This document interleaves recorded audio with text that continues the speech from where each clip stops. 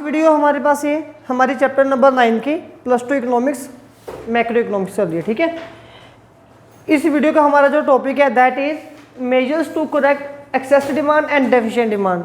हमने ये पढ़ लिया कि एक्सेस डिमांड क्या है, डेफिशिएंट डिमांड क्या है, ये क्यों होते हैं, अगर ये हो रहे हैं तो इसके कॉन्सिक्वेंसेस क्या है।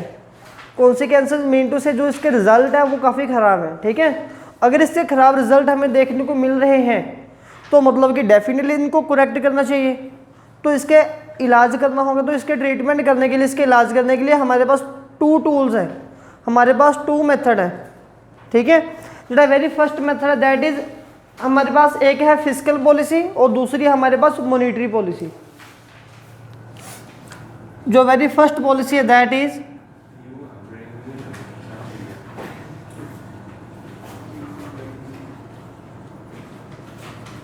और जो दूसरी पॉलिसी है दैट इज फिस्कल पॉलिसी। ठीक है, तो 2 तरह की ये पॉलिसी है। फिलहाल पहले हम फिस्कल मॉनेटरी पॉलिसी को ही एक्सप्लेन करेंगे। क्लियर है? देखिए, मॉनेटरी पॉलिसी का मीनिंग होता है कि हम कुछ ऐसी पॉलिसी बनाएंगे जो मनी के साथ रिलेटेड है।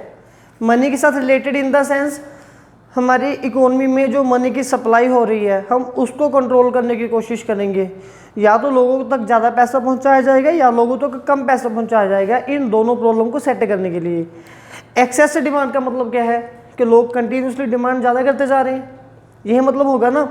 अब आप लोग डिमांड कब करोगे? जब आपके पास काफ़ी सारे पैसे हैं। समझ गए मेरी बात को? हम डिमांड कब करते हैं? जब हमारे पास इनकम पैसे ज़्यादा होते हैं। अगर सरकार कुछ ना कुछ ऐसा करके हमसे हमारे तक आने वाली इनकम को रोक दे तो मे बी हमारी डिमांड भी कम होनी शुरू हो जाएगी। ठीक है, तो इसी हिसाब से, लेकिन हम डिमांड कम कब करते हैं? जब हमारे पास पैसा नहीं होता। तो उस टाइम पे गवर्नमेंट क्या चाहेगी कि हमारे पास पैसा पहुंचे, हमारे तक पैसा जाए, ताकि हम लोग जो हैं वो डिमांड कर सके। तो इसको रिकवर करने के लिए हमारे पास मॉनेटरी पॉलिसी है, मॉनेटरी इंस्ट्रूमेंट है। मॉनेटरी पॉलिसी ये ऑल ओवर रिलेटेड होते हैं मनी सप्लाई के साथ। ठीक है, ये रिलेटेड होती है हमारे पास money supply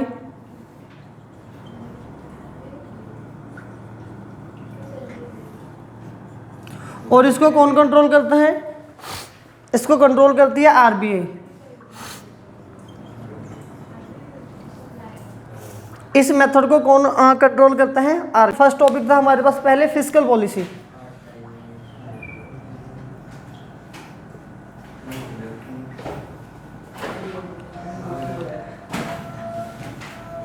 now what do you mean by fiscal policy? Fiscal policy का मतलब क्या है? सबसे पहले फिस्कल का मीनिंग निकालना हमने। फिस्कल का मतलब होता है गवर्नमेंट की इनकम और एक्सपेंडिचर, मतलब कि गवर्नमेंट से रेवेन्यू एंड एक्सपेंडिचर के रिलेशनशिप को हम बोलते हैं फिस्कल। तो फिस्कल पॉलिसी एक ऐसी पॉलिसी जो गवर्नमेंट के एक्सपेंडिचर और रेवेन्यू दोनों के साथ रिलेटेड है। ठीक है, तो इसका मतलब क्या आएगा हमारे पास? हम इसका मीनिंग लिखेंगे government revenue expenditure policy.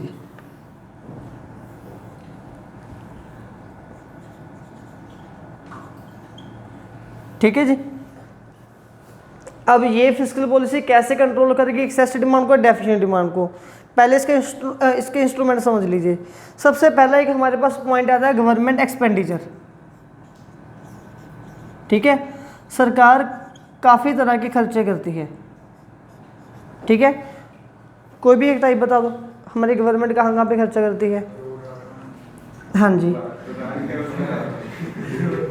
Dam bridge वगैरह बना देती है वो। ठीक है, एजुकेशन के ऊपर खर्चा करती है हमारी गवर्नमेंट। हाँ जी, सब्सिडीज मिलती है और डिफेंस के ऊपर, है ना,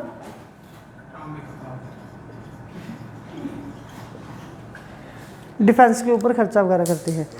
अब अगर आप पहले ये समझे, मुझे बताओ कि प्रॉब्लम कौन सी है। सपोज कर लो एक्सेस डिमांड की कंडीशन है। एक्सेस डिमांड की कंडीशन का मतलब क्या होगा कि हम खर्चा ज़्यादा कर रहे हैं। ठीक है, हम डिमांड ज़्यादा कर रहे हैं। आप डिमांड ज़्यादा कब कर रहे हो? जब हमारे पास काफ़ी ज़्यादा पैसा है। समझ गए? पॉइंट समझ में आ गया ना? जब आप लोगों के पास पैसा है तो सरकार अपना खर्चा नहीं करेगी, क्योंकि जब गवर्नमेंट हमारे लिए खर्चा करती है तो वो हमारे लिए एक हेल्प होती है, ठीक है, और हमें आसानी हो जाती है खर्चा करने में, डिमांड करने में। लेकिन हम लोग ऑलरेडी एक्सेस में डिमांड कर रहे हैं। अगर हमने एक्सेस डिमांड को सेट करना है तो हमारी गवर्नमेंट क्या करेगी, वो अपने इस एक्सपेंडिचर को कम कर देगी। ये पॉइंट क्लियर हो गया आपको, ठीक है। इसको हम लिखेंगे कि अगर हमारे गवर्नमेंट ने एक्सेस डिमांड को सेट करना है तो गवर्नमेंट एक्सपेंडिचर कम किए जाएंगे। ये क्या किए जाएंगे, कम किए जाएंगे। दूसरा इसके ऑपोजिट है, अगर यहाँ पे ध्यान दो, अगर इसके ऑपोजिट हमारी सरकार चाहती है कि डेफिशिएंट डिमांड की कंडीशन और इसको ठीक किया जाए। डेफिशिएंट डिमांड का मतलब क्या होगा, डेफिशिएंट डिमांड का मतलब होगा कि मार्केट में हम लोग डिमांड ही नहीं कर पा रहे क्योंकि हमारे पास पैसे नहीं है, हमारे पास जो पैसे हैं वो काफ़ी कम है। तो खर्चा तो करना है या प्राइवेट लोगों को या गवर्नमेंट को। तो डेफिशिएंट डिमांड को सेट करने के लिए सरकार अपने ऐसे खर्चों को इंक्रीज करेगी। सरकार खुद आगे आके खर्चा करेगी, लोगों को मोटिवेशन मिलेगा, हौसला मिलेगा, फिर लोग खुद खर्चा करना शुरू करेंगे, ठीक है। इसीलिए इसके अपोजिट अगर हमने डेफिशिएंट डिमांड की सिचुएशन को सेट करना होगा,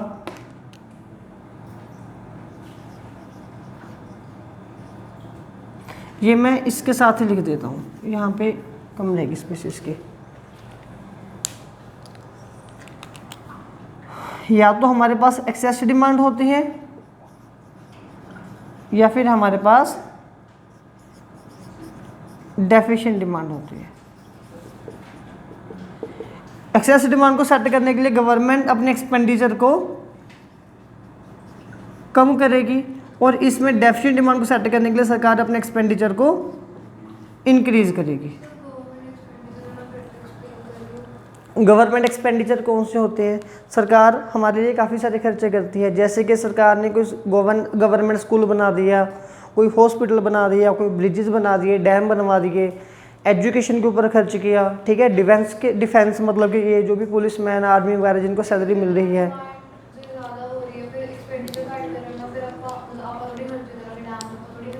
नहीं डैम हम नहीं बनाएंगे। अगर गवर्नमेंट को पता है कि लोगों के पास पैसा नहीं रुक पा रहा, जैसे गवर्नमेंट सब्सिडी देती है, ठीक है, तो गवर्नमेंट हमें सब्सिडी देती है, वो बंद कर देगी। उसको समझ में आ जाएगा कि अब लोगों के पास पैसा है। ये तो बेसिक से हमने कुछ खर्चे लिखे थे और बहुत तरह के खर्चे हैं ऐसे, ठीक है, 2-4 खर्चे नहीं है, 200, 400, 1000 तरह के खर्चे होंगे जो सरकार करती है। नेक्स्ट पॉइंट हमारे पास आएगा, दूसरा पॉइंट हमारे पास आएगा, एक तो गवर्नमेंट के एक्सपेंडिचर होते हैं। सेकंड पॉइंट क्या लिखा आपके बुक में, टैक्स वगैरह, टैक्सेस। हाँ जी, देखिए टैक्स क्या है, what do you mean by tax. Tax एक कंपलसरी पेमेंट है जो हर एक बंदे को करनी ही करनी है, ठीक है। अगर तो एक्सेस डिमांड है, यहाँ पर देखना, अगर एक्सेस डिमांड है मतलब कि लोग ज़्यादा डिमांड कर रहे हैं, लोगों के पास बहुत सारा पैसा है, तो अगर 2-4 रुपये हम लोगों से ले भी ले तो कोई फ़र्क नहीं है। मतलब कि जब एक्सेस डिमांड की कंडीशन है तो टैक्स ज़्यादा होंगे या कम होंगे, टैक्स ज़्यादा किए जाएंगे। इसीलिए जब टैक्स सिस्टम लगाया जाता है तो एक्सेस डिमांड के केस में जो टैक्स वगैरह है हमारे वो इंक्रीज़ हो जाएंगे। लेकिन डेफिशिएंट डिमांड, लोग डिमांड नहीं कर पा रहे, जैसे कि कोरोना का टाइम है, इस टाइम पे गवर्नमेंट को चाहिए कि वो टैक्स वगैरह अपने कम कर दे, ठीक है, लेकिन नहीं हो पा रहे। थर्ड पॉइंट हमारी बुक में लिखा होगा, बोरोइंग फ्रॉम पब्लिक।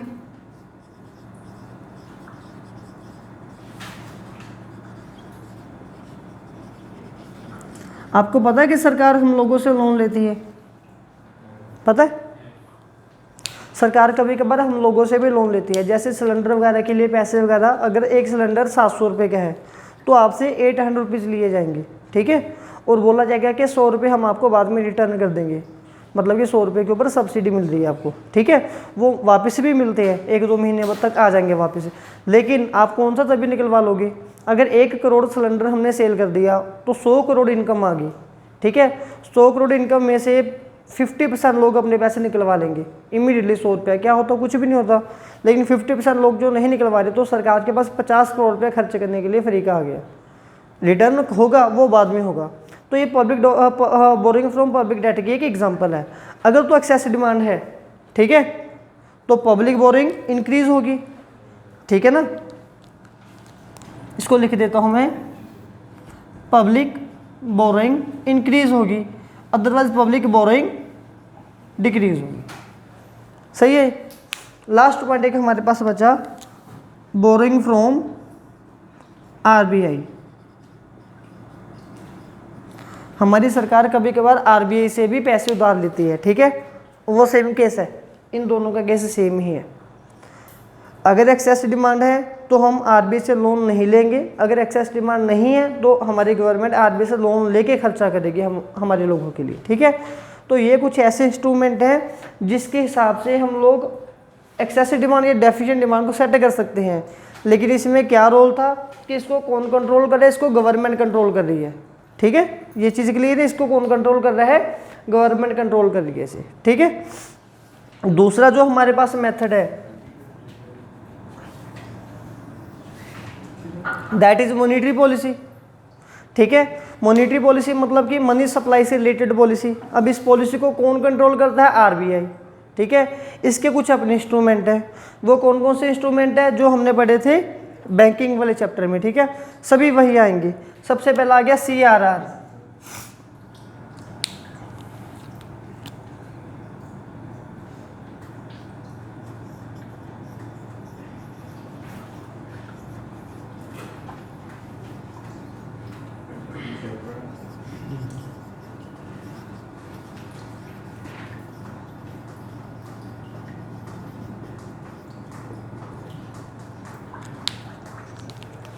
तो सबसे पहला जो हमारे पास पॉइंट आ गया सीआरआर। सीआरआर क्या था, कैश रिजर्व रेशो। अगर लोग ज़्यादा डिमांड कर रहे हैं, मतलब कि लोगों के पास ज़्यादा पैसा है, तो नेक्स्ट टाइम लोगों के पास ज़्यादा पैसा नहीं जाना चाहिए। तो ज़्यादा पैसा नहीं जाना चाहिए के लिए सरकार क्या करेगी, सीआरआर के रेशो को इंक्रीज कर देगी। समझ रहे पॉइंट को। सीआरआर क्या था कि एक प्राइवेट बैंक ने अपनी इनकम का कितना हिस्सा आरबीआई के पास रिजर्व रखना है, ठीक है। तो आरबीआई कमर्शियल बैंक के पास जितने ज़्यादा पैसे बचेंगे वो उतना ज़्यादा लोन ऑफर कर पाएगी। तो आरबीआई चाहेगी कि सीआर के पास, मतलब कि कमर्शियल बैंक के पास पैसा कम से कम बचे। तो कम से कम पैसा बचाने के लिए वो क्या करेगी, सीआरआर की रेशो को इंक्रीज़ करेगी। जब सीआरआर की रेशो इंक्रीज़ होगी तो मार्केट में कम पैसा सर्कुलेट होगा, ठीक है ना। कम पैसा सर्कुलेट होगा मतलब कि एक्सेस डिमांड की जो कंडीशन है वो कुछ हद तक सॉल्व हो जाएगी, ठीक है। तो एक्सेस डिमांड के लिए सीआरआर को क्या किया जाएगा, कम किया जाएगा, और डेफिशिएंट डिमांड में सीआरआर को इंक्रीज किया जाएगा, ठीक है। एक्सेस डिमांड में इंक्रीज किया जाएगा और डेफिशिएंट में डिक्रीज किया जाएगा। दूसरा पॉइंट हमारे पास आ गया एसएलआर, लिक्विडिटी रेशो, ठीक है। मतलब कि किसी भी कमर्शियल बैंक ने अपनी इनकम कितना हिस्सा लिक्विडिटी की फॉर्म में उसने अपने पास रखना है। जितना ज़्यादा हिस्सा लिक्विडिटी में रखेंगे उतना कम कैश बचेगा, उतना कम लोन ऑफर हो पाएगा लोगों को, ठीक है ना। तो अगर एक्सेस डिमांड है तो एसएलआर को इंक्रीज किया जाएगा, डेफिशिएंट डिमांड है एसएलआर को डिक्रीज किया जाएगा, ठीक है। थर्ड पॉइंट है मार्जिन रिक्वायरमेंट।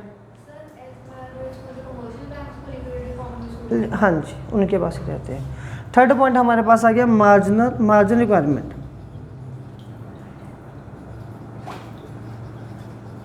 अब ये मार्जिन रिक्वायरमेंट क्या था, ठीक है, difference between security offered with loan, ठीक है। आपने जितनी सिक्योरिटी बैंक में रखी उसके बदले में हमें कुछ लोन मिलता है। मान लो कि अगर आप लोगों ने 1 लाख का गोल्ड रख दिया तो आपको 1 लाख का लोन नहीं मिलेगा, आपको 70,000 तक का लोन मिलेगा। तो ये जो 30,000 का डिफरेंस है उसको बोला जाता है मार्जिन रिक्वायरमेंट, ठीक है।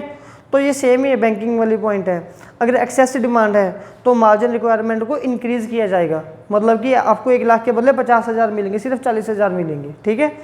अगर हम लोग एक्सेस डिमांड में हैं तो मार्जिनल रिक्वायरमेंट को इंक्रीज़ किया जाएगा, लेकिन यहाँ पे इसको डिक्रीज़ किया जाएगा, ठीक है। नेक्स्ट पॉइंट और कौन सा हमारे पास, बोलना कोई और पॉइंट, रिवर्स रेपो रेट। ये सेम है बच्चे, CRR जैसे। नेक्स्ट ये करवाता हूँ, बैंक रेट और रेपो रेट है दोनों साथ में आपके पास इसमें।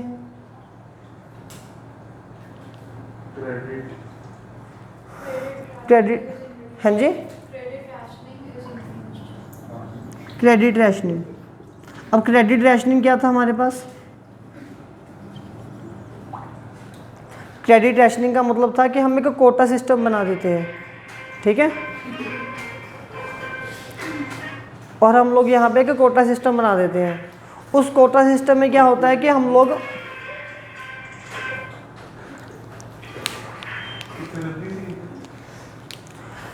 क्रेडिट रैशनिंग में हमारे पास क्या होता है कि हम यहाँ पे एक कोटा सिस्टम बना देते हैं। उस कोटा सिस्टम में क्या होता है कि जिस बंदे को जितना पैसा चाहिए उसमें हमने एक लिमिट फिक्स की होती है। जैसे कि मैंने पहले कई बार एग्जांपल दिया कि यहाँ पे 5 कैशियर बिठाए जाएंगे, ठीक है ना। अगर आप लोगों ने घर के लिए लोन लेना है तो आप फर्स्ट कैशियर के पास ही जा सकते हो, दूसरे तीसरे चौथे के पास नहीं जाओगे, और वो आपको मैक्सिमम 2 लाख से ज़्यादा लोन नहीं देगा। अगर आपने बिजनेस से रिलेटेड लोन लेना तो वो थर्ड कुर्सी पे बैठा है, वो आपको 5 लाख से ज़्यादा नहीं देगा। फोर्थ कुर्सी चेयर वाला आपको बीमारी के लिए 10 लाख से ज़्यादा लोन नहीं देगा। मतलब कि इसको रैशनलाइज बोला जाता है, ठीक है, क्रेडिट को रैशनिंग करना। अगर तो एक्सेस डिमांड है, ठीक है ना, फिर तो इसको मतलब कि रैशनलाइज किया जाएगा।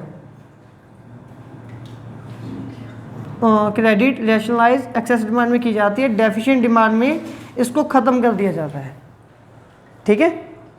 डेफिशिएंट डिमांड में इसकी ज़रूरत नहीं होती, जो लोग आ रहे हैं उनको उतना पैसा हम दे सकते हैं ताकि वो लोग भी अपनी डिमांड को फुलफिल कर सके। नेक्स्ट पॉइंट कोई और बचा हमारे पास? मोरल प्रेशर या मोरल सुएशंस का मतलब क्या होता है? मोरल सुएशंस या मोरल प्रेशर्स का मतलब होता है कि जो RBI कमर्शियल बैंक को फोर्स करती है कुछ रूल रेगुलेशन फॉलो करने के लिए, ठीक है, वो हर हाल में फॉलो करने होते हैं। जब एक्सेस डिमांड की कंडीशन आती है तब वो रूल फॉलो करवाए जाते हैं। डेफिशिएंट डिमांड में कभी कभार वो हटा दिए जाते हैं, ठीक है, उसमें रेट ऑफ इंटरेस्ट कम करने के ऊपर फोकस किया जाता है, ठीक है जी। अब लास्ट में हमारे पास एक क्वेश्चन आ गया इन दोनों में difference, fiscal policy and monetary policy में। पहला क्या लिखना है? फिस्कल पॉलिसी का meaning, it is all about related to government expenditure and revenue, and monetary policy related to money supply in the economy. It is controlled by government, it is controlled by RBI। 2 point हो गए। Third point, अब इसके instrument लिख दो जो है, ठीक है ना, हमारे पास ये लिखे हुए हैं 4 हैं, और इसके लिख दो ये 6 7 जो भी हैं। क्लियर है? और हमारे चैप्टर ख़त्म है।